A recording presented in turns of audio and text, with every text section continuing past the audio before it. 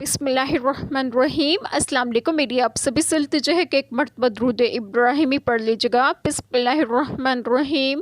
اللہم صلی علی محمد وعلی آل محمد کما صلیت علی ابراہیم وعلی آل ابراہیم انک حمید مجید۔ اللہم بارک علی محمد وعلی آل محمد کما بارکت علی ابراہیم وعلی آل ابراہیم انک حمید مجید۔ بسم اللہ الرحمن الرحیم۔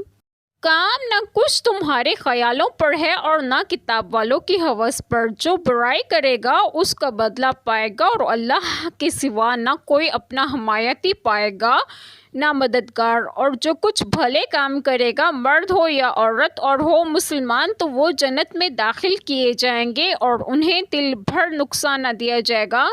بسم اللہ الرحمن الرحیم۔ آج جو بات آپ لوگوں سے ڈسکس کروں گی وہ یہ ہے کہ اس آیت کریمہ میں ہے کہ کام نہ کچھ تمہارے خیالوں پر ہے۔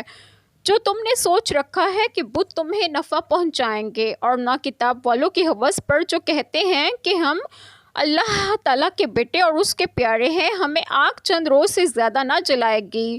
یہود و نصارہ کا یہ خیال بھی مشرکین کی طرح باطل ہے۔ جو برائی کرے گا، خواہ مشرکین میں سے ہو یا یہود و نصارہ میں سے، اس کا بدلہ پائے گا اور اللہ تعالیٰ کے سوا نہ اپنا کوئی حمایتی پائے گا نہ مددگار۔ یہ وعید کفار کے لیے ہے۔ اس آیت کریمہ میں ایک بات یہ بھی ہے کہ مسلمانوں سے خطاب کر کے فرمایا کہ تمام ادیان کا دار و مدار عمل پر ہے۔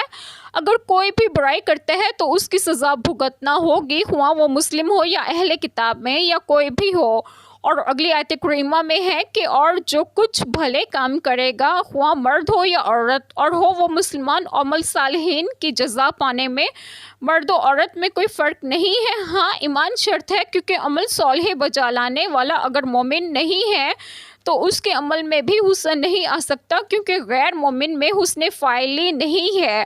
اور صالحین لوگ جنت میں داخل کیے جائیں گے اور انہیں تل بھر نقصان نہ دیا جائے گا اور ان پر ذرہ برابر بھی ظلم نہیں کیا جائے گا۔ اللہ تعالیٰ ہم سب کے تمام گناہوں کو معاف فرمائے اور ہمیں صراط مستقیم کی راہ پر گامزن کریں، اور آپ سب کو آپ کے گھروں میں خوش و خرم رکھیں اور صحت و تندرستگی بھی دیں۔ آمین۔ جزاک اللہ خیر۔